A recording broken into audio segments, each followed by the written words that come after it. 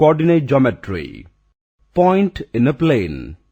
We are already familiar with plotting a point on a plane graph paper. For this we take two perpendicular lines, XOX prime and YOY prime, intersecting at O. The distance of a point from the y-axis is called its x-coordinate or abscissa. Similarly, the distance of a point from the x-axis is called its y-coordinate or ordinate. And the point of intersection of x and y-axis is called origin, and the coordinates of origin are 0, 0.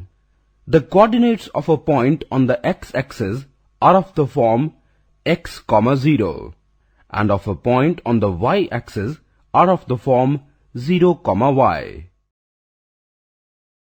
Now let XOX prime and YOY prime be perpendicular to each other at O. Now, PM is perpendicular to OX and PN is perpendicular to OY are drawn. If OM is equal to X and ON is equal to Y, then X coordinate of P is X and Y coordinate of P is Y. Hence we can write coordinate as PXY. The two lines XOX prime and YOY prime divide the plane into four parts called the quadrants.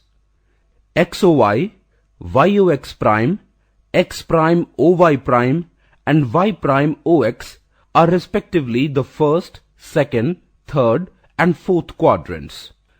If both X and Y are greater than 0, then coordinate X, Y belongs to the quadrant 1. If X is less than 0 and Y is greater than 0, then the coordinate X, Y belongs to the second quadrant. If both X and Y are less than 0, then coordinate X, Y belongs to the third quadrant. If X is greater than 0 and Y is less than 0, then coordinate X, Y belongs to the fourth quadrant.